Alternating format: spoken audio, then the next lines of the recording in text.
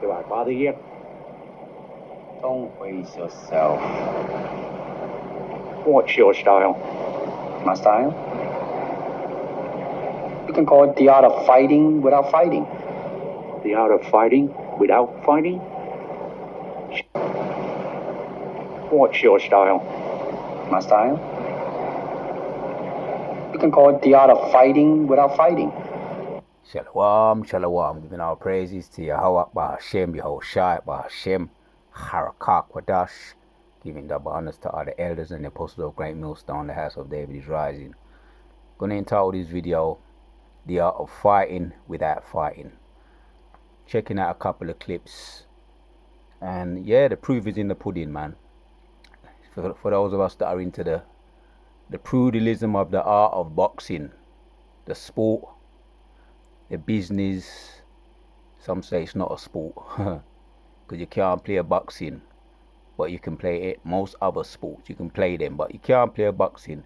So the proof is in the pudding, man. Errol Spence and Terence Crawford, they had their face off Saturday, and I want to listen to some things of what the trainer had to say, and I'm going to let you just hear the audio for now, you know, to avoid any unnecessary stupidity from YouTube. But with that Enter of the Dragon little clip you just heard, Bruce Lee Bruce Lee said when the man was, you know, shaping up and throwing shadow boxing in front of him, trying to intimidate him, and he answered, and he said, and the man asked him, what's your style? And he said, you can call it the art of fighting without fighting. Now, for those of us that are in the truth, we have the same attitude. We do fight. We fight for the truth, and we strive for the truth because we want to get those crowns. So whether you're aware of it or not, if you're in this truth, you are a fighter. You're in the sweet science of fighting without fighting. Let's check out some what Terence Crawford trainer said, Bomac. Because I found it. I listen to trainers and I watch people train. You know, I observe a lot of these things when it comes down to the art of pugilism, the art of martial arts, and all different styles I'm into. But I learn from the trainers as well. There's things you can pick up from trainers, and he's a good trainer too. Let's check him out. Well, Terence Crawford's trainer, his name is Brian Bomac. They call him Brian Bomac. They call him Bomac for short. Let's check him out.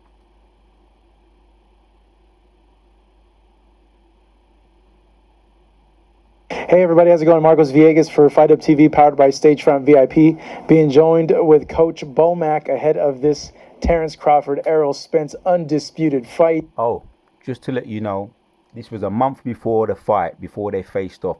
Before Errol Spence and Terence Crawford faced off, they asked Bomac, the trainer of Terence Crawford, the couple of questions a month before the fight. And the title of the video is Crawford trainer Bomac says excuses will come from Spence once Terence Crawford finishes him. That's the title of the video. I'm so excited for this. I know you guys have been wanting this fight for a very long time. Just overall, what does this fight mean to you as Terence's trainer, and what it can do for you personally? Me personally, man, I don't try to look at it to do anything for me, because at the end of the day, the fighters got to get in there. Once my job is done and I complete my job and do what's asked of me as far as training Terence and keeping him focused throughout camp, and then years down the line, then I may be able to tell the world about, you know, the preparation leading up to it. But right now, me as myself, I'm just gonna get myself prepared, and my team and Terence and everybody else around us to dominate this fight. You knowing Terence and knowing that he's been wanting this fight for many, many years, you know, how bad does he want this one? Like, what does he tell you day in and day out about this fight? One thing I hear from Terence is, from day in and day out, is he wanted to be considered the best in the sport. Like he said, of this era, of this Terence Crawford era. And it's not something that, he just thought about in the last couple fights. It's something he's been preparing his whole life for. And to finally get this moment, when this moment comes, this fight is finally developing now, I'm ecstatic and to be a part of a history-making moment when Terrence finishes this dude. Switch to Chrome to load your favourite sites fast, so you can browse with ease. Fast. So we've got to skip the ad. I'm ecstatic as a fan to be able to watch these two guys fight. I'm ecstatic as a fan. I'm ecstatic. Moment come, this fight is finally developing now. I'm ecstatic and to be a part of a history-making moment when Terrence finishes this dude off. I'm ecstatic as a fan to be able to watch these two guys fight in their prime. When you look at the fight and just seeing how Terrence's demeanor is, like when I look at him, I see like he has like no doubt like that he knows he's going to win this fight. I know it's going to be difficult, but you as his trainer, how difficult is it going to be preparing for someone like an Errol Spence? It's not, to be completely honest with you, for Terrence to be excited and enthused about going in there and proving what he's been telling the world all along, is actually an easy job for us, because once you get a person that is on a mission, they're going to do everything is impossible to their ability to prepare themselves to go out there and be great. We can train the fighter all day long, day in and day out, for weeks and months and time after time again, but in reality, it comes from the fighter. It's come from the heart. And it makes a job easier for me and the rest of the coaches, because it ain't no getting him up to go. It's slowing him down. So for a fighter of that caliber, man, it's phenomenal to see. When we see the fight, what do you feel is going to separate Terrence? Like, how is it going to go down? Because we hear Errol. And I'm applying this as a teaching moment. Yeah, I like some of the words, and I'm going to apply it in for a teaching moment. We're going up against Goliath. For those of us that are in this truth, we're going up against Goliath, but we've got something far superior to the carnal. We got the Most High, man. You understand? Just like David had the Most High, the Spirit of the Lord. So this is going to be a teaching moment when I'm going to entitle it The Proof is in the Pudding, or the Art of Fighting Without Fighting. And I like what he just said there. It's not about getting Terrence up for a fight. When he's up for it, it comes from his heart. It's about slowing him down. Some of us may be able to relate to that.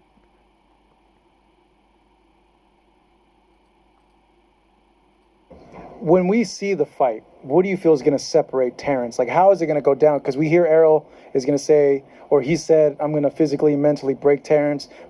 People have said his work rate should be a big concern in this fight, or could be. What do you think we are going to see, and what separates Terrence in there? I think you're going to see a performance that is been viewed by many people around the world. And for Errol to say, I'm going to come and break you, he just throwing fuel on the fire, because that's a challenge that Terrence wants. And he going to make sure that he remind him of what you said, just by his boxing IQ, his power, his will, determination to finish this dude off. I just want to remind you, this was last month. This video was last month before the fight. The fight was on Saturday, and we saw what happened, man. The proof is in the pudding. A picture does paint 1,000 words. And I'm gonna say, I saw it coming too. For those that know me know, I saw it coming. It's about the being intuitive, the instincts. Boxing is not just about getting in the ring and slugging it out. There's a lot goes on, as we've been hearing. There's a lot goes on.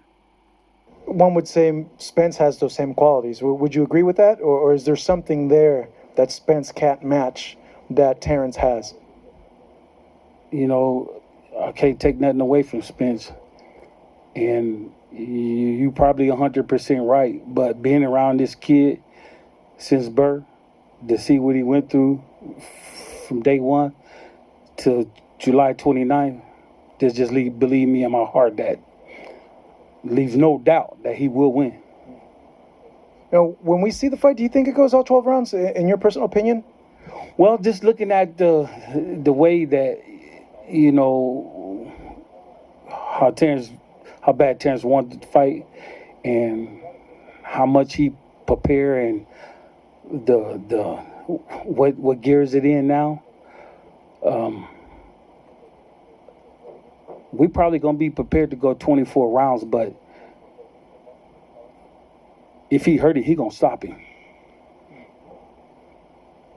So that already tell you something. You know, me speaking with a lot of trainers, they're picking Terrence. One, I would imagine it's not a surprise to you, but I'm curious, like what are they seeing that maybe the normal boxing fan doesn't see when it comes to this fight, as to why so many trainers are siding with your fighter? Because those are real boxing fans. Those trainers are them been in the gym for many years, and they see what type of fighter Terrence is. And I see it too. And you see it too. So I'm not surprised that 99.9% of the trainers out there pick Terrence. Only person probably not picking Terrence is Derrick James. Well, yeah, it's his fighter.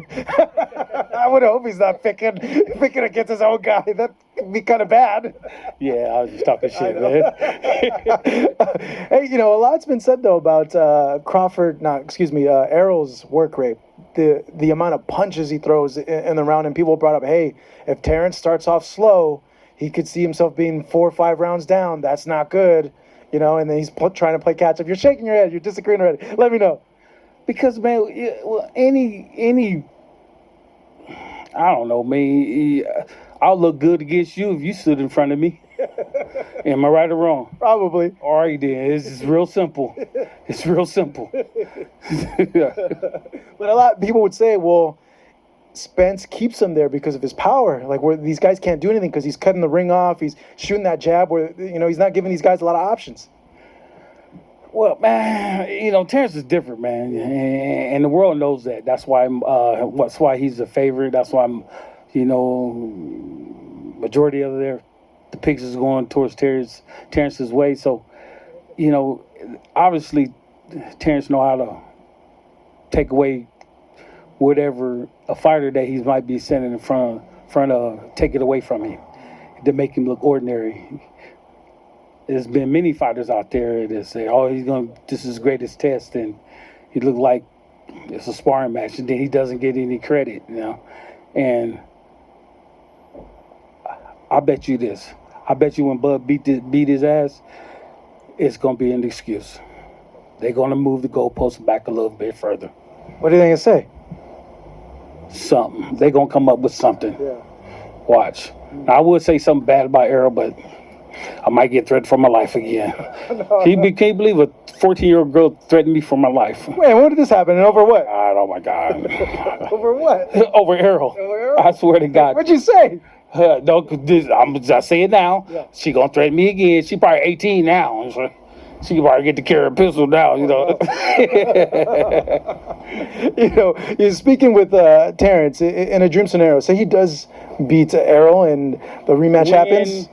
When for you guys, when that happens, So I'm stopping the interview until you say. Boxing is carnal, man. Boxing is carnal. See, boxing is carnal, and there's a whole heap of egos that go into boxing. That's why the man say, you know why I'm saying that I'm too much about Errol Spence. He might get threatened for his life. It's carnal, and there's a whole heap of egos, and you got mad stalker fans taking it to extremes. So it's good that we're not into that. you know, the man name of the Lord. But we're into another form of fighting, which is the as Bruce Lee said, we're mastering the art of fighting without fighting, and we're learning. You know, from the time we came into this truth, some of us may have been into some of the other, you know, the brutalism, the sport of boxing or any other kind of martial arts in the carnal. That's the carnal world. But now we're entered into the spiritual world. In this truth, now we're mastering, and it's an ongoing fight and study, mastering the art of fighting without fighting. And I like that phrase there, what Bruce Lee said in the movie Enter the Dragon. We're mastering the art of fighting without fighting, and it's good because you hear these mad fans and egos that goes around in boxing, you know. But let's carry on. I want to play out the whole of it, because there's a teaching moment what I'm bringing out. We're going to hit some precepts. They win. When that happens, you know, ideally,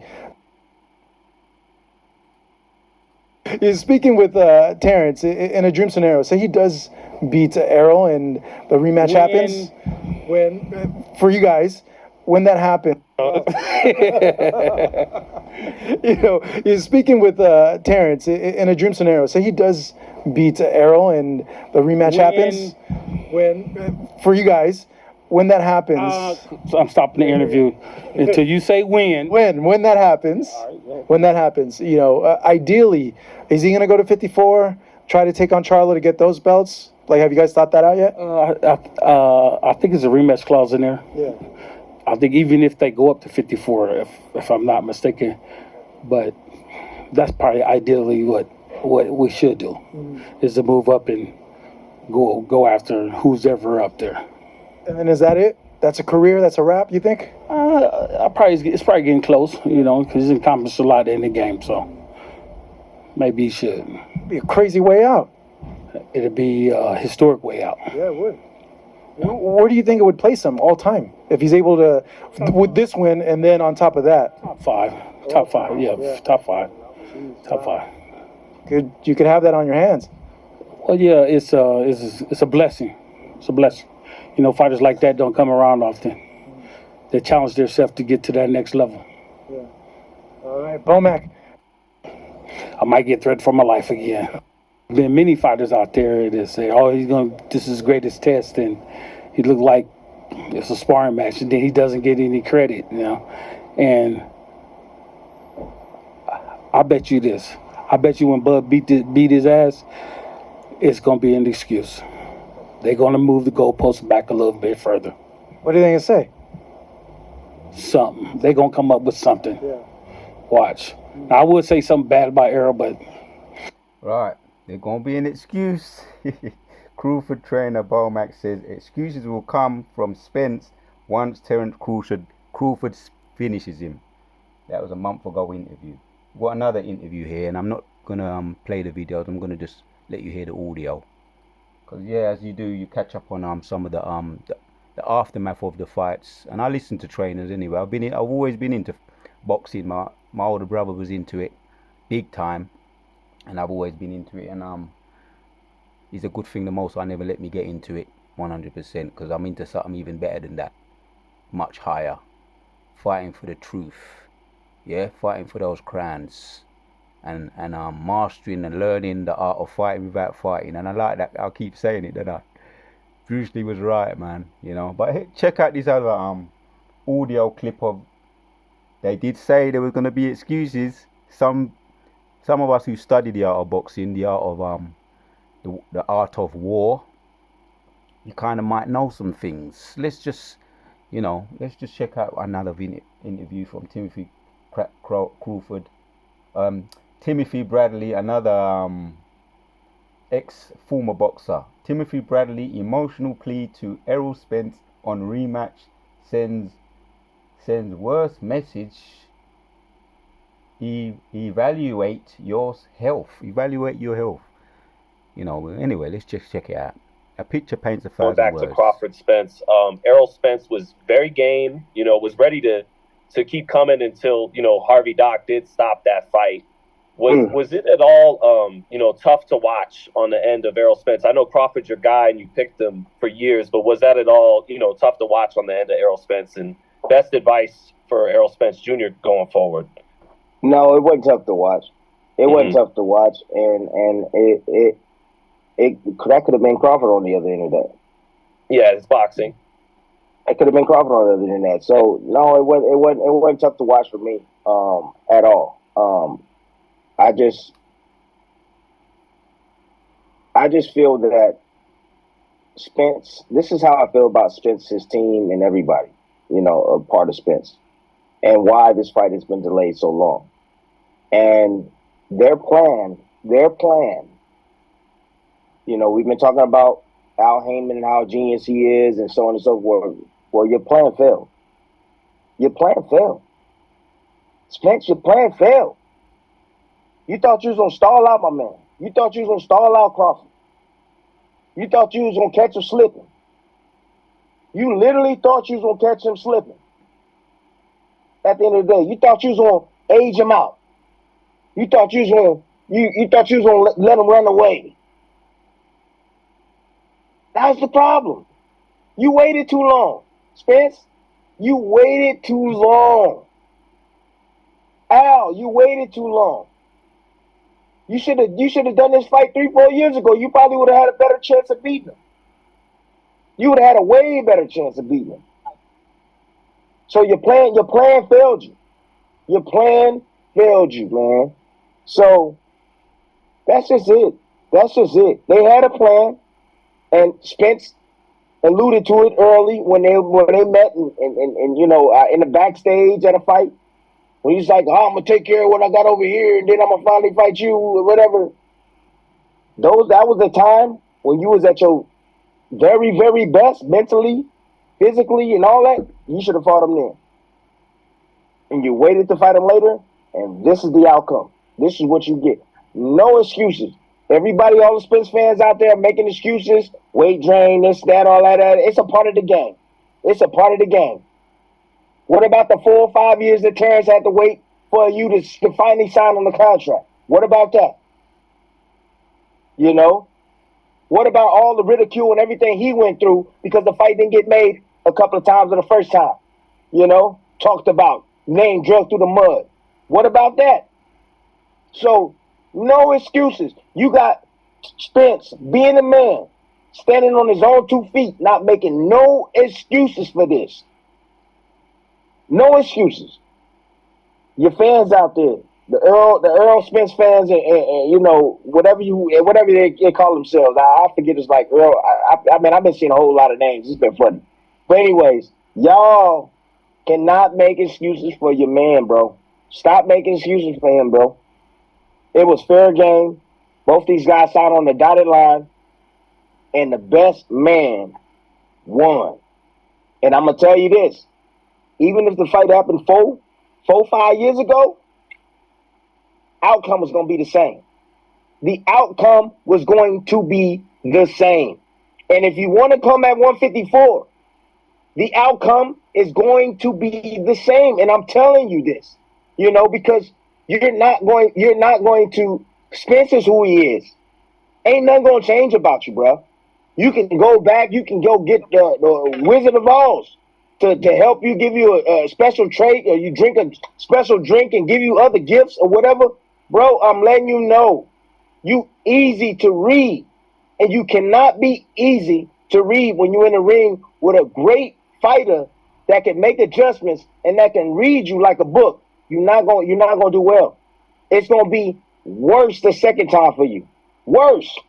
Because now he's already felt you. He's felt your strength. He's felt your power. And now he knows what he can do. And so he's going to start sooner. Just to prove a point.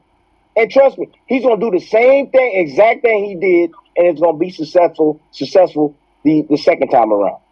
Even more. So, Spence, good luck moving forward, B. You made a lot of money in your career. I know you don't want to go out like this, bro. I get it. You don't want to go out like this. I understand, man. But you need to evaluate your health. You need to evaluate you getting back in the ring and the risks that come along with that, especially with a fighter of Crawford's nature, you know, maybe you need to have a couple of fights, man. Have a couple of fights. Bro, you didn't have a fight for a whole year and you get in the ring with Crawford? Come on, man. Where's the come on. You killing me. You know? You're killing me, guys. Come on, Al. You better than this, man. A whole year off. Crawford fought in December. You know he was coming in sharp. You ain't fought since August. That's been a long time. And he got in the ring. So look, if I was Spence, this is what I would do. I would take some time off. I would take some time off and I would Now I'm gonna say something here because I saw the video of Virgil Hunter, the trainer of Andre Ward, and that emotional plea he said to Spence, you know, evaluate your health. This is very similar, but with Virgil Hunter, they asked him the question, same question: do you think he should rematch Terence Crawford? Should Errol Spence rematch Terence Crawford? That was the question, and I noticed Virgil Hunter, he let out a sigh. He let out a sigh because he was torn between his trainer and his trainer acumen and his ability to be able to break down from an emotional point of view, an analytical point of view. He said from a fighter point of view, yeah, they should. You know, he should rematch him. But he understands there's a lot of ego and pride. That's from a boxer's point of view, from an ego perspective, an analytical perspective. But from a father perspective, because he sighed and he put on his father's hat and he said, no, he shouldn't. He's been through a lot. Errol Spence has been through a lot, and he went into a lot of, you know, nitty gritties and bits and pieces that Errol Spence has put himself through. He hasn't got the idea of resting, and he was a good trainer. But they call Virgil Hunter Darth Vader because of his analytical approach to boxing. His the art of war. His approach to boxing is from a analytical, cold, dark, usually, and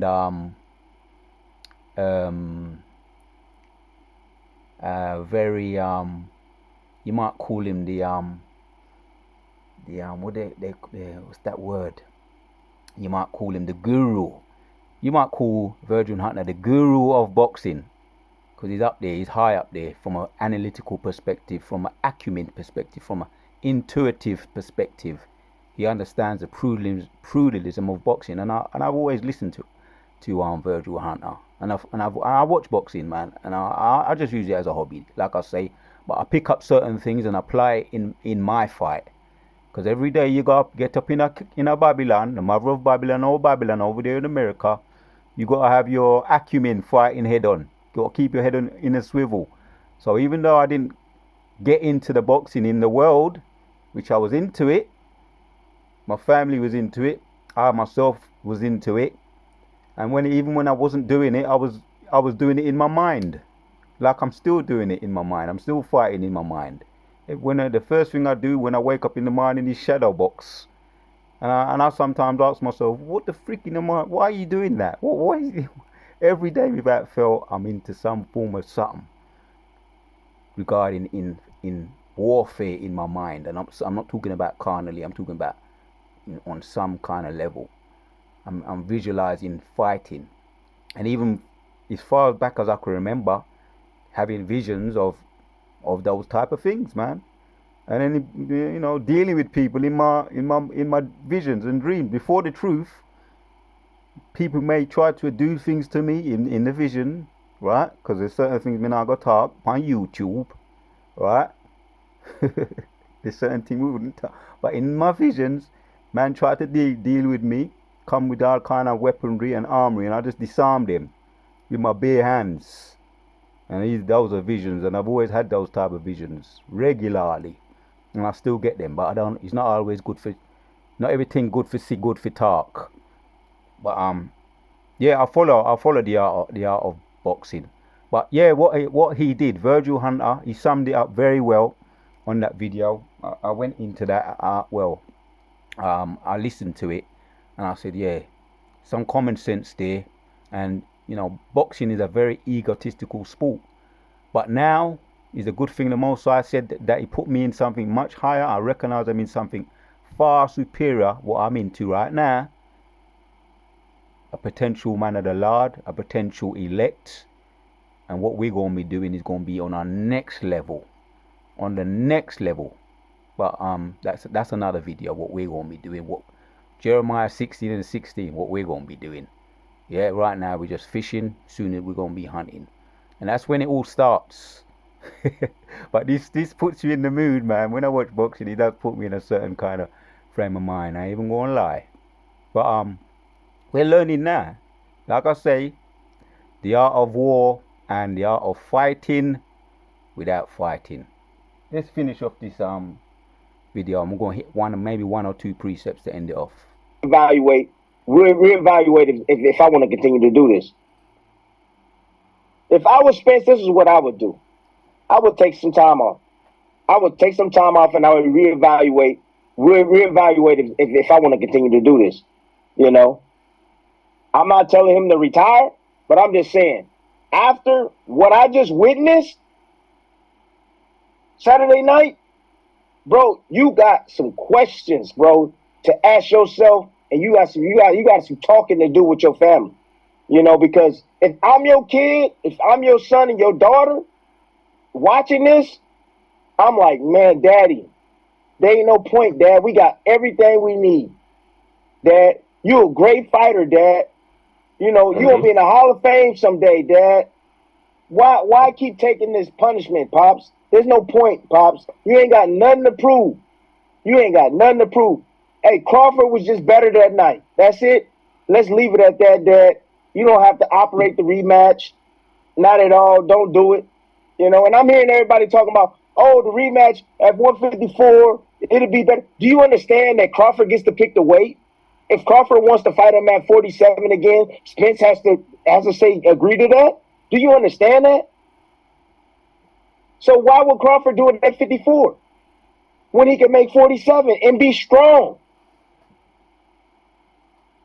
I'll tell you right now, Crawford's gonna do it at 54. He said he's gonna do it, and I believe him. He said he's gonna be even stronger. And yeah, man, let that ego, let Errol Spence, let that ego go, man. Let that ego go, man. The man's better than you. You know what Timothy Bradley just said. Yeah, he's got the intuitivity. He's got the acumen. He's got the yeah, he's got what it takes. He's got the eyes. He's got the instincts. The next mission for And he's just better than you. Crawford is his teammate. That's the next mission. The next mission, and look, and I already know how it's gonna go. Trust me. When Charlo go up and he face Canelo and get knocked the hell out, and then he come back and he face if he comes back and he fights against Crawford and Crawford knocks him the hell out, they're gonna say, oh well, Canelo damaged him, this and that, he don't get the credit. He don't get the credit. You know, so I know how that's gonna go. Crawford's gonna go down as one of the best welterweights or one of the best fighters of all time. Of all time. Top 10 all time. I'm telling you right now. Because when you look skill for skill and you look at a lot of these guys in the past, they were fantastic fighters. Crawford matches up well against these guys. Skill for skill. He has everything. And he can do it from both sides. Tell me a guy that had everything and can do it from both sides. I can tell you one. Marvin Hagler. One. And maybe even Sugar Ray Robinson. Second time around. Even more. He's felt your strength. He's felt your power. And you know, you easy to read. And you cannot be close to help you, give you a special trait, or you drink a to help you, give you a special trait, or you drink a special drink and give you other gifts or whatever. Bro, I'm letting you know this is who he is. Ain't nothing gonna change about you, bro. You can go back, you can go get the Wizard of Oz to help you, give you a special trait, or you drink a special drink and give you other gifts or whatever. Bro, I'm letting you know You easy to read. And you cannot be easy to read when you're in the ring with a great fighter that can make adjustments and that can read you like a book. You're not gonna do well. It's gonna be worse the second time for you. Worse. Woo! Nah, I won't leave it there, man.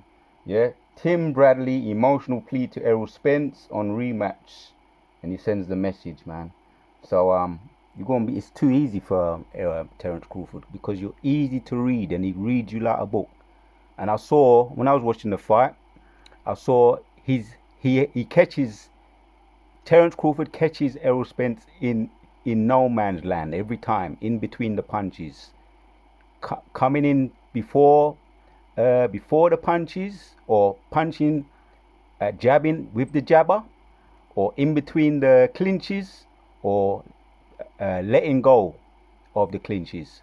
He's punching, and as you saw here, every time Errol Spence tried to step up the game, tried to come in hard, he was hit. There was a retaliation. Terence Crawford retaliated even harder. So that's for the 3 times he was knocked down. It was the times when he was coming in aggressively, and he ended up on his ass. So the more aggressive you get with Terence Crawford, it always backfires on you, because you haven't got the acumen, and he just reads you like a book. He just reads you like a book. And I like what Bomac said too. I like what Bomac said. He says, Terence Crawford, Bomac says, excuses will come from Spence once we finish him. So I'm going to leave it there, man. And, you know, it's an egotistical sport. Very egotistical. But you see, I using this as a teaching moment to get into some precepts. We're going to end off now. We're going to end off there.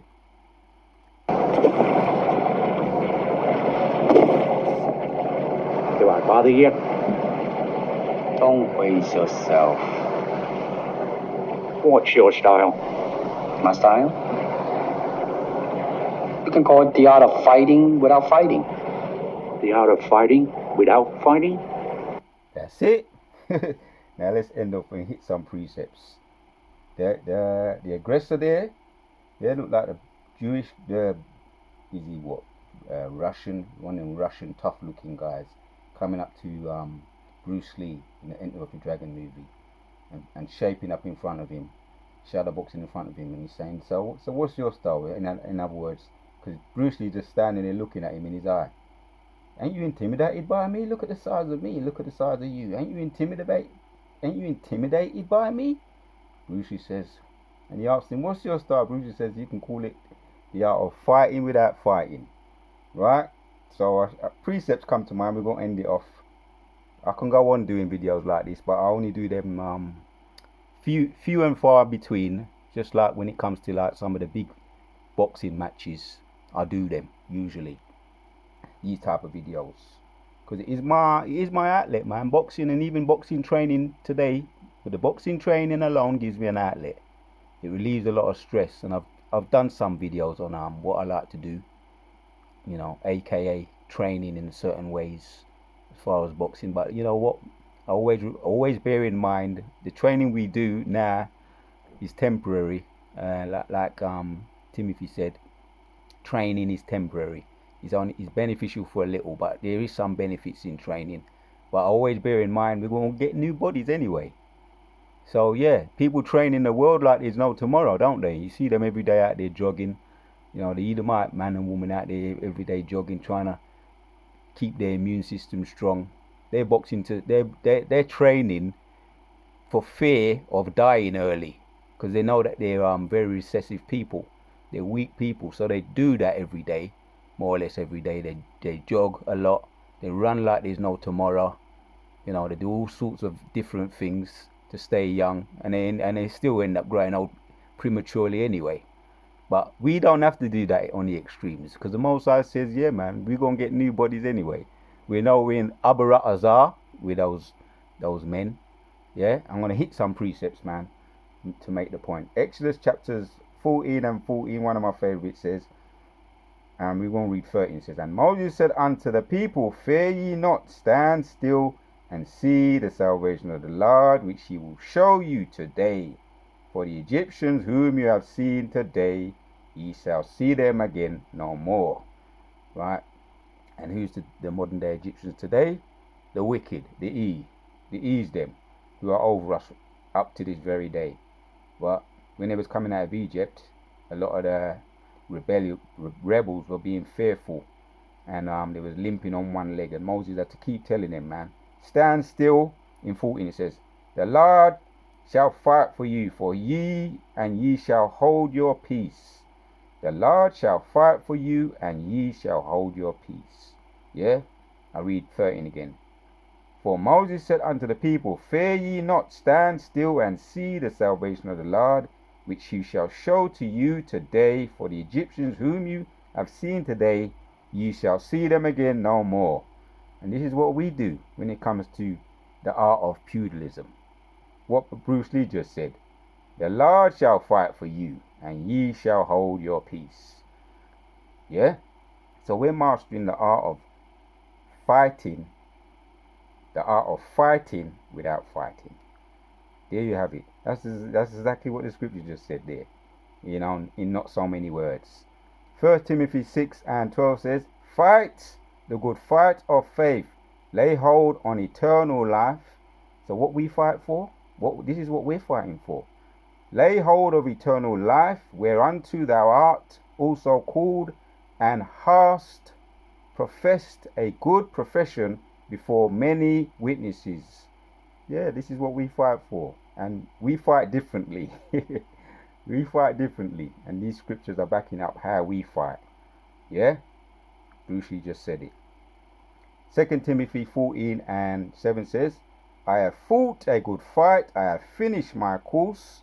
This is Timothy going in. I have finished my course. I have kept the faith. Henceforth there is laid up for me a crown. Right, man. And the emphasis on the word fight. I have fought a good fight. I have finished my course. I have kept the faith. Henceforth there is laid up for me a crown of righteousness, which the Lord, the righteous judge, shall give me. Right. So this is what we're fighting for, man. That crown. And yeah, Terence Crawford, he's got a strong will, as well as the acumen and the intuitivity, the instincts to get that carnal crown. He's got a strong will, as Bomac, his trainer, was saying. Yeah, he said, Errol Spence is gonna break him.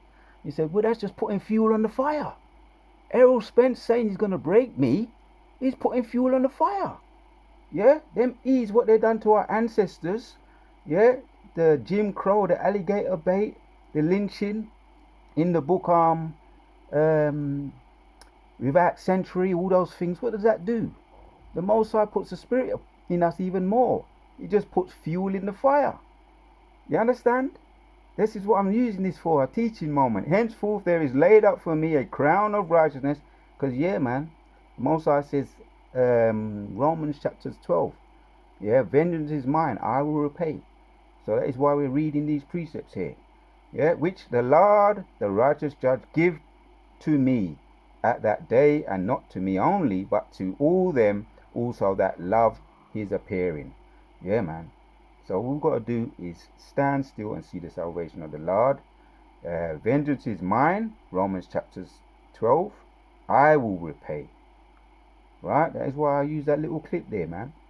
And this is the wrestling that we have too. Today, right? As we speak, yeah, Ephesians chapter 6, this is what's going on as we speak in the spirit. 12 says, for we wrestle not against flesh and blood, but against principalities, against powers, against the rulers of the world, of the darkness. Yeah, because the wrestling you see in the spirit carnal world, you know, they're wrestling for their little medals, their little medals, what they get, their carnal crowns. MMA, the fighting, that's wrestling, and wrestling itself, and it's all wrestling, boxing, MMA, jiu-jitsu, Brazilian jiu-jitsu, it's all wrestling, but they're wrestling for a carnal crown. But what do? We wrestle not against flesh and blood, but against principalities, against powers, against the rulers of the darkness of this world, against spiritual wickedness in high places. But most importantly, if we stand still and let the Most High fight for us by doing his work, yeah, fulfilling the will of the Lord, prayer. Yeah, praying on the Lord, praying and giving him glory, sanctifying his name. Matthew and Yahushua spoke about that when he was on the earth. Yeah, in the Lord's Prayer. Yeah, in the Laquan Kodash as well. That Lord Prayer is a powerful weapon against the wrestling against the spiritual forces. Those prayers, man, and fasting too. That's another addition I've added to my my arsenal. Yeah, as well as the shield of faith, as it goes on to read. So these are things that we use in order to fight and wrestle against the wicked spiritual forces out there. Yeah, backed by Yahweh Shemeshah himself. So why shouldn't we win? We got to, as long as we endure to the end, and we've got the blueprint. Hebrews chapters 12 and 1 talks about Yahushua, what he did, man. So we can't say we ain't got all the help we need. Yeah, the men of the Lord, the elders and the apostles, the pioneers of this truth, Abba Bibbins, High Priest Ariah, King Marsha, those men that pioneered before us, they're the blueprints, as well as all the prophets, man, the examples we could look to. That's the fight that we have. So let's read this one of my favorites, man. Jeremiah 16:16, it says, behold, I will send for many fishers, saith the Lord, and they shall fish them. And after I will send for many hunters, and they shall hunt them from every mountain and from every hill, and out of the holes of the rock. Wait thee upon me until I rise up to the prey. That's what the Most High is saying there. Because we enjoy the fishing. We enjoy doing the fishing, but there's going to be something even on the icing on the cake. It's going to be what? The hunting. Right? And that's when it really starts. Zephaniah chapter 3, this is the last one. Zephaniah chapter 3 and 8 says, therefore wait thee upon me, saith the Lord, until the day. Therefore wait ye upon me, saith the Lord, until the day that I rise up to the prey. For my determination is to gather the nations, that I may assemble the kingdoms, to pour upon them mine indignation. The key word there is to wait thee upon me. Because the Most High says he's going to do what? He's going that he may assemble the kingdoms to pour upon them mine indignation. Even all my fierce anger, for all the earth shall be devoured with the fire of my jealousy. To do another video. The house of David is rising, and everything the wicked have done to us, past, present, and future, is falling upon their own head. So this, I just use it as a teaching moment.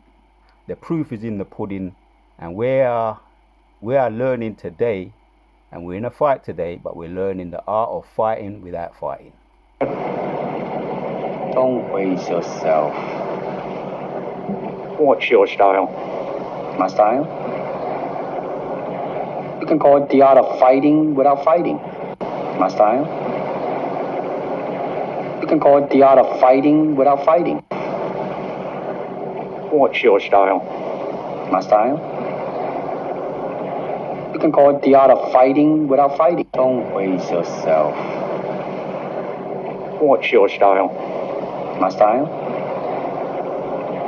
You can call it the art of fighting without fighting.